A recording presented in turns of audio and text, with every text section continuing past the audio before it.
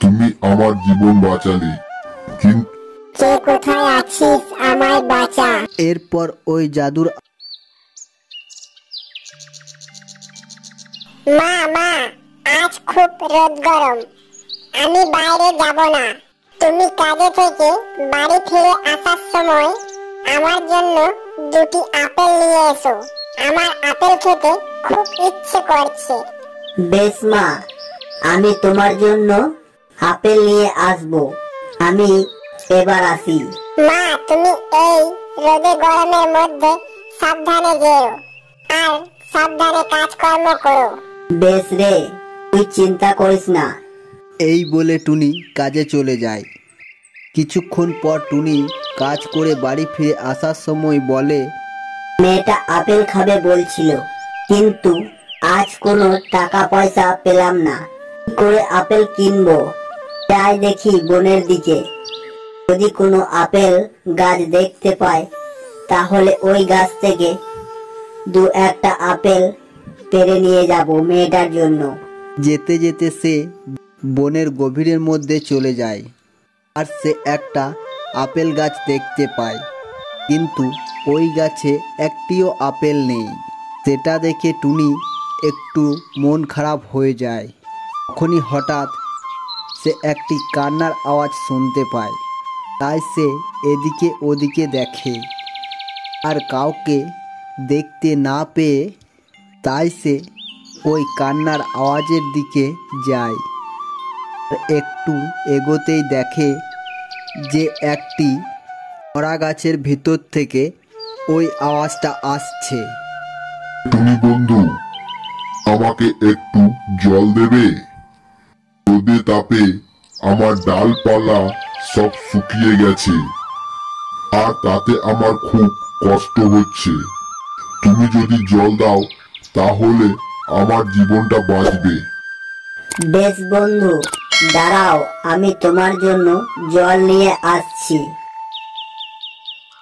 তারপর টুনি পাশের একটি পুকুর থেকে 1 বালতি জল নিয়ে ওই গাছটির উপরে দেয়।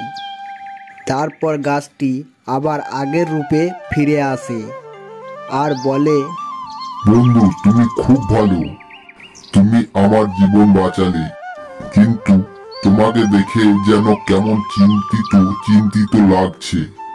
কিছু কি হয়েছে বন্ধু? তখন টুনি ওই গাছটিকে সব বলে। সব শুনে গাছটি বলে, আমার গাছে একটি জাদুর বীজ রয়েছে, এই বীজটা নিয়ে গিয়ে তোমার বাড়িতে লাগিয়ে দাও, তাহলে তোমার দুঃখ কষ্ট সব দূর হয়ে যাবে। তারপর টুনি ওই বীজটা নিয়ে গিয়ে তার বাড়ির সামনে লাগিয়ে দেয়।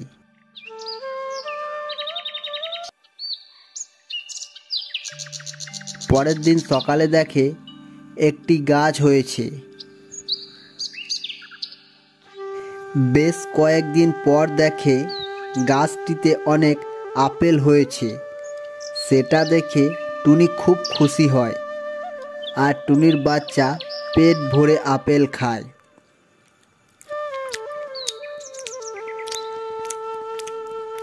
সন্ধ্যা হতেই একটি ডাইনি ওই দিকে যাচ্ছিল। ডাইনিটি টুনির জাদুর আপেল গাছ দেখে ডাইনিটি তাড়াতাড়ি এসে আপেল খেতে লাগে।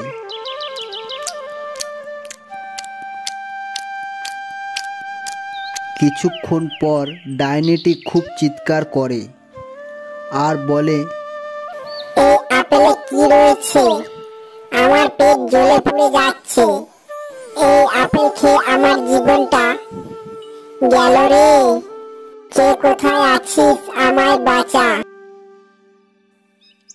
এরপর ওই জাদুর আপেল গাছটি বলে, শয়তান ডাইনি, আমি তোর জন্যই এই আপেলগুলো বিষাক্ত করে দিয়েছিলাম। দেখ এবার মজা, শুধু রাত্রে বেলায় ওর ক্ষতি করে বেড়ানো না। তারপর টুনি ও তার বাচ্চা এই গাছের আপেল বিক্রি করে তারা তাদের জীবন সুখে শান্তিতে কাটাতে লাগলো।